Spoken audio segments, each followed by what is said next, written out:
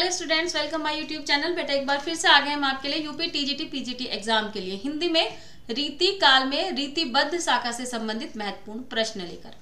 तो चलिए बेटा वीडियो प्रारंभ करते हैं बिना किसी विलंब के। देखिए बेटा, मैं उम्मीद कर रही हूँ कि आप लोग बड़े बच्चे हैं। आप में से कुछ लड़कियां तो मैरिड भी होंगी जो पढ़ नहीं पा रही होंगी, किसी कारणवश कोचिंग में नहीं जा पा रही होंगी, कहीं अलग से टाइम नहीं निकाल रही होंगी। इस वजह से हम बहुत छोटी छोटी सी वीडियो बना रहे हैं। मुश्किल से 20 मिनट की वीडियो भी नहीं होती, 15 से 20 मिनट में सिमट जाती है वीडियो। कुछ वीडियो तो 9 से 10 मिनट की है। अगर आप इसे 2 बार देख लेते हैं, इस वीडियो को 2 बार भी देख लेते हैं और केवल इन्हें ही करके चलते हैं और इसके अलावा रामचंद्र शुक्ल का इतिहास पढ़ लेते हैं, तो भी आपका सिलेक्शन पक्का है बेटा। आपको किसी कोचिंग में जाने की आवश्यकता है नहीं, क्योंकि आप बहुत बड़े बच्चे हैं, आप छोटे बच्चे नहीं हैं।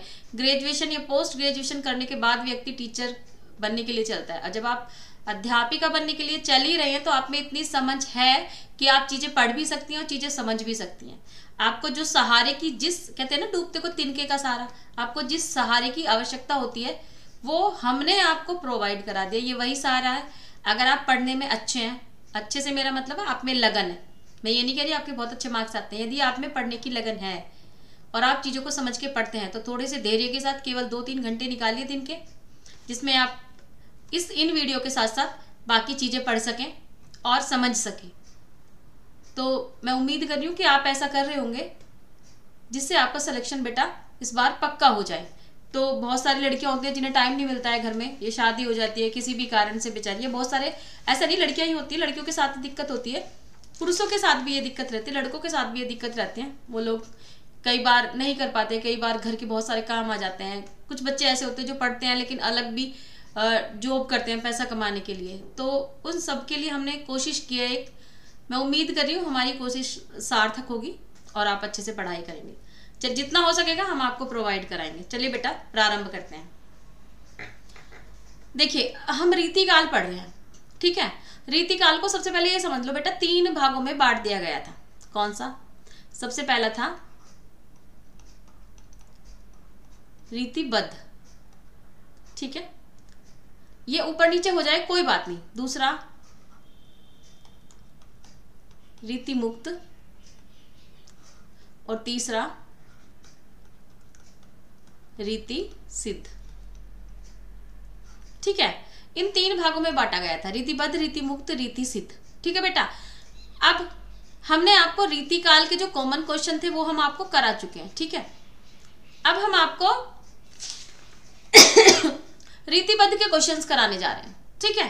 फिर हम रीति मुक्त के कराएंगे, रीति सिद्ध के कराएंगे। भक्ति काल में भी हमने सभी शाखाओं के प्रश्न आपको कराए हैं, केवल पीपीटी में मेंशन नहीं किया है, लेकिन इस बार हमने मेंशन कर दिया है क्योंकि पिछली बार कुछ बच्चे बोल रहे थे, ठीक है बेटा।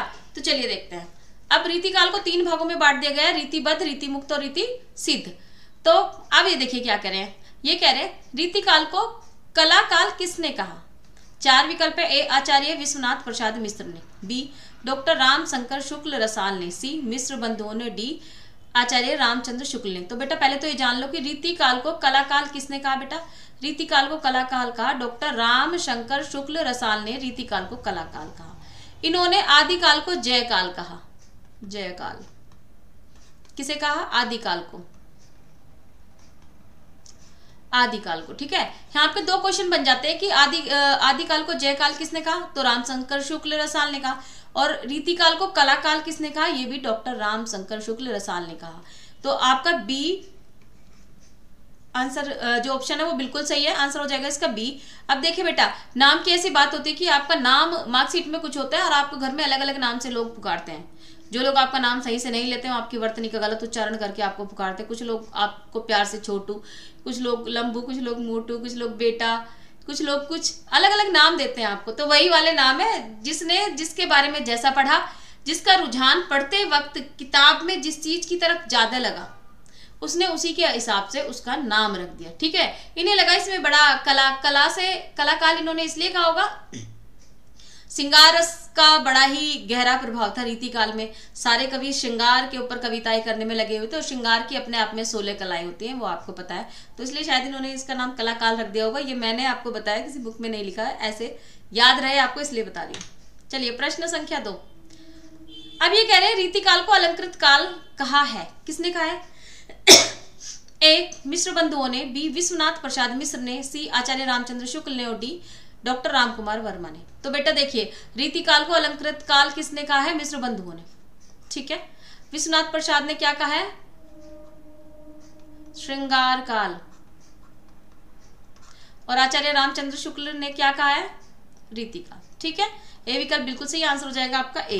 प्रश्न संख्या 3, देखिए बेटा अब ये क्या कह रहे हैं? ये कह रहे हैं इसमें से किसने आदि काल को जय काल तथा रीति काल को कला काल कहा? ठीक है, 4 विकल्प है। Doctor Grierson, B doctor Ram Shankar Shukla Rasal, C doctor Indranath Madan और डी आचार्य नंद दुलारे वाजपेयी। तो बेटा इनमें से आदि काल को जय काल किसने कहा था? डॉक्टर राम शंकर शुक्ल रसाल ने। बी विकल्प आपका बिल्कुल सही आंसर हो जाएगा, बी। प्रश्न संख्या 4, देखिए ये कह रहे हैं निम्नलिखित में से कौन सी बातें केशवदास के बारे में रामचंद्र शुक्ल ने कही है? नंबर 1, केशव को कवि हृदय नहीं मिला था। बिल्कुल सही है बेटा, कहा था। बी, उनमें वह सहृदयता और भावुकता भी न थी जो एक कवि में होनी चाहिए। बिल्कुल सही। सी मतलब 3, वे संस्कृत साहित्य से सामग्री लेकर अपने पांडित्य और रचना कौशल की धाक जमाना चाहते थे। बिल्कुल सही। 4 है, 4 नंबर का है बेटा, अपनी रचनाओं में उन्होंने, केशव ने संस्कृत साहित्य की उक्तियों से परहेज किया। नहीं बेटा ये गलत है, उन्होंने अपनी रचनाओं में संस्कृत साहित्य की उक्तियों से परहेज नहीं किया, बल्कि वो जिस फैमिली से बिलोंग करते थे उसके घर के लोग आम बोलचाल की भाषा ही संस्कृत इस्तेमाल किया करते थे। वो बहुत अच्छे पढ़े लिखे पंडित तरह के घर से थे, जहाँ पे पंडिताऊपन चलता है, सब लोगों को बहुत अच्छे से संस्कृत आती थी। जैसे आजकल इंग्लिश का प्रचार प्रसार है कि घर में अगर सबको इंग्लिश आते तो हम उसे वेल मेंटेन, वेल सेटल्ड और न जाने क्या क्या घर मान लेते हैं कि यहाँ तो भाई बहुत ही अच्छा है, सब लोग बहुत ही पढ़े लिखे हैं। हम केवल एक भाषा के आधार पर लोगों का ज्ञान को आंक देते हैं। उसी तरह से पहले संस्कृत के आधार पर लोगों के ज्ञान को आंका जाता था। और जो केशव दास जी थे वो क्या करते थे? अपने हिंदी की कविताएं जब लिखते थे, हिंदी का कुछ भी लिखते थे, तो उसमें संस्कृत की उक्तियां ला दिया करते थे। तो इसका आंसर हो जाएगा बेटा 4। अब देखिए, अब ये कह रहे हैं इनमें से केशव के बारे में रामचंद्र शुक्ल ने कही थी। तो बेटा ये 3 बातें कही थी, ये नहीं कही थी। ठीक है, तो कौन सा हो जाएगा विकल्प? 1, 2, 3 ए। ठीक है बेटा, ए विकल्प बिल्कुल सही आंसर हो जाएगा आपका ए। प्रश्न संख्या 5, निम्न में से कौन सा ग्रंथ केशव का नहीं है? 4 विकल्प है। 1 भाषा भूषण, बी विज्ञान गीता, सी रतन बावनी और डी जहांगीर जस चंद्रिका। तो बेटा देखिए, जो केशव का ग्रंथ नहीं है वो कौन, जो केशव दास जी का ग्रंथ नहीं है वो कौन सा है? भाषा भूषण। ठीक है, भाषा भूषण किसका है? ये है जसवंत जी का, ये जसवंत जी का है बेटा। ठीक है, भाषा भूषण किसका है? जसवंत जी का। प्रश्न संख्या 6, रामचंद्रिका के कवि कौन है? 4 विकल्प है बेटा। ए केशव दास, बी सूरदास, सी तुलसीदास और डी बिहारी। तो बेटा रामचंद्रिका के कवि कौन है? केशव दास। ठीक है, ए विकल्प बिल्कुल सही आंसर क्या हो जाएगा बेटा? ए। प्रश्न संख्या 7, अब ये कह रहे हैं क्या? निम्नलिखित में से कौन सा ग्रंथ केशव द्वारा रचित है? 4 विकल्प है। ए विज्ञान गीता, बी बरवे नाई का भेद, सी कवि कुल कल्प तरु और डी काव्य अलंकार। तो बेटा जो केशव दास जी ने रखा है वो है विज्ञान गीता और रामचंद्रिका। प्रश्न संख्या 8, निम्नलिखित में से कौन सा ग्रंथ केशव दास द्वारा रचित है? 4 विकल्प है। ए विज्ञान गीता, बी बरवे नाई का भेद, सी कवि कुल कल्प तरु और डी काव्य अलंकार। तो बेटा देखिए केशव दास जी ने कौन सा रचा है? विज्ञान गीता। ए विकल्प बिल्कुल सही आंसर हो जाएगा आपका ए। प्रश्न संख्या 9, अब ये क्या कह रहे हैं कि कठिन काव्य का प्रेत किस कवि को कहा जाता है? ए भूषण, बी घनानंद, सी केशव और डी पद्माकर। तो बेटा कठिन काव्य का प्रेत किसे कहा जाता है? केशव जी को, क्योंकि इनके काव्य में इतनी कठिन कठिन उक्तियां होती थी कि आम लोग तो छोड़ो, जो पूरे परिपक्व लोग होते थे उन्हें पढ़ने में भी क्या हो जाती थी? सूझबूझ का सहारा लेना पड़ता था। ठीक है, सी विकल्प बिल्कुल सही आंसर क्या हो जाएगा आपका? सी। प्रश्न संख्या 10, कवि प्रिया के रचनाकार का नाम बताओ। 4 विकल्प है। ए देव, बी केशव, सी पद्माकर और डी घनानंद। तो बेटा कवि प्रिया के जो रचनाकार है वो है केशव जी। ठीक है, कवि प्रिया के अलावा एक और थी, रसिक प्रिया। ठीक है बेटा, चलिए प्रश्न संख्या 11, अब ये क्या कह रहे हैं हिंदी की रस रीति परंपरा का प्रस्थान ग्रंथ है? 4 विकल्प है। ए रसिक प्रिया केशवदास, बी हित तरंगणी कृपाराम, सी रस पीयूष निधि सोमनाथ और डी रस रतन सुरति मिश्र। तो देखिए बेटा, रस रीति परंपरा का प्रस्थान कहां से प्रारंभ हुआ था? रसिक प्रिया केशवदास जी की। ठीक है, ए विकल्प बिल्कुल सही आंसर हो जाएगा आपका ए। याद रखना है, बहुत इंपॉर्टेंट क्वेश्चन है। जब किसी चीज का प्रारंभ होता है या अंत होता है, उससे संबंधित जो प्रश्न होते हैं, जो क्वेश्चन होते हैं, वो बहुत इंपॉर्टेंट होते हैं। ठीक है बेटा, तो रस रीति परंपरा का प्रस्थान किससे हुआ था? रसिक प्रिया से केशवदास जी की थी। प्रश्न संख्या 12 ये कह रहे हैं जहांगीर जस चंद्रिका के रचनाकार? ए रहीम, बी आचार्य केशवदास, सी रसखान और डी मलिक मोहम्मद जायसी। तो बेटा जहांगीर जस चंद्रिका, इसके रचनाकार है आचार्य केशवदास। बी विकल्प बिल्कुल सही है, आंसर हो जाएगा आपका बी। प्रश्न संख्या 13 अब ये कह रहे हैं इसमें से कौन सा ग्रंथ केशव का नहीं है? ए रामचंद्रिका, बी कवि प्रिया, सी विज्ञान गीता और डी भाषा भूषण। तो बेटा रामचंद्रिका केशवदास का है, कवि प्रिया भी केशवदास का है, विज्ञान गीता भी केशवदास का है, भाषा भूषण केशवदास का नहीं है। ये किसका है? जसवंत का, जसवंत जी का। ठीक है बेटा, तो अभी का आंसर क्या हो जाएगा आपका? डी। प्रश्न संख्या 14 इनमें से कौन सी कृति केशवदास की नहीं है? ए रामचंद्रिका, बी रसिक प्रिया, सी अनेकार्थ मंजरी और डी विज्ञान गीता। तो देखिए बेटा रामचंद्रिका मैं बता चुकी हूँ केशवदास जी की भी है, रसिक प्रिया भी केशवदास जी के, विज्ञान गीता भी केशवदास जी के, अनेकार्थ मंजरी केशवदास जी की नहीं है बल्कि किसकी है? नंददास जी की। ठीक है बेटा, सी विकल्प बिल्कुल सही आंसर हो जाएगा सी। ये आपने भक्ति काल में पढ़ी है, अनेकार्थ मंजरी कोश ग्रंथ है ये। ठीक है, प्रश्न संख्या 15 हिंदी के प्रथम अलंकार निरूपक आचार्य हैं? 4 विकल्प है। भिखारीदास, बी केशवदास, सी मतीराम और डी चिंतामणि। तो बेटा हिंदी के प्रथम अलंकार निरूपकाचार्य कौन है? केशवदास। निरूपक का मतलब चीजों को अच्छे से समझाना, अच्छे से उनका विवेचन करना। तो हिंदी के वे प्रथम आचार्य कौन से थे जिन्होंने अलंकार को अच्छे से समझाया, उसका काव्य में अच्छे से निरूपण किया? वो कौन थे? वो थे केशवदास जी। बी विकल्प बिल्कुल सही आंसर हो जाएगा आपका बी। प्रश्न संख्या 16 ये कह रहे हैं भाषा बोल न जाने जिसके कुल के दास, यह कथन किस कवि का है? किस कवि का है? तो देखिए ए तुलसीदास, बी केशवदास, सी विद्यापति और डी जायसी। तो बेटा ये केशवदास का है। वो कहते हैं कि मेरे कुल के जो लोग हैं वो तो हिंदी भाषा को इस भाषा को बोलना ही नहीं जानते, इस ब्रज भाषा को, जिस भाषा में मैं क्या कर रहा हूँ? कविता ही कर रहा हूँ, उस भाषा को जिसके घर वाले भी बोलना नहीं जानते, उस भाषा में मैं कविता कर रहा हूँ। क्योंकि जो केशवदास जी थे उनके घर वाले संस्कृत, बहुत बड़े पंडित थे, सब लोग पढ़े लिखे थे, संस्कृत में ही बातें किया करते थे। ठीक है बेटा, तो इसलिए उन्होंने युक्ति बोली कि भाषा बोल न जाने जिसके कुल के दास, जिसके घर में दूर दूर तक लोग इस भाषा को नहीं बोलते, मैं उस भाषा में कविता कर रहा हूँ। बी विकल्प बिल्कुल सही आंसर क्या हो जाएगा बेटा? बी। प्रश्न संख्या 17 अब ये कहते हैं हिंदी साहित्य में निम्नलिखित पंक्तियां किसके द्वारा लिखी गई हैं? ए क्या लिखी है?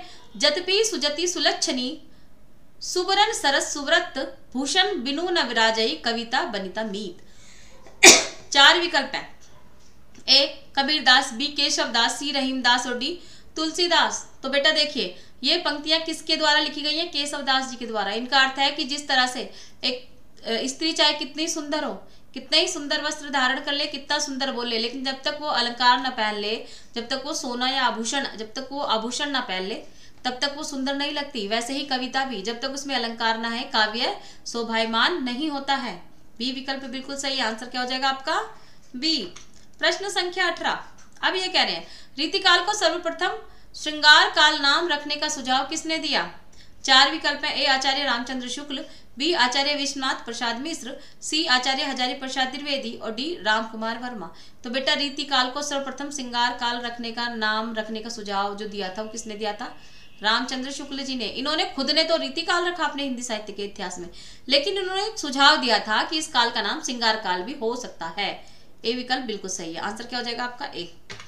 प्रश्न संख्या 19 आचार्य भिखारीदास कृत प्रमुख काव्य शास्त्रीय ग्रंथ कौन सा है? ए काव्य प्रकाश, बी काव्य निर्णय, सी काव्यांग प्रकाश और डी रस सारांश। तो ये कह रही है आचार्य भिखारीदास कृत प्रमुख काव्य शास्त्रीय ग्रंथ। बेटा देखिए ये क्वेश्चन आया हुआ है टीजीटी परीक्षा 2005 में, लेकिन इसमें ये भी आंसर है और ये भी। काव्य निर्णय और रस सारांश ये दोनों किसकी हैं?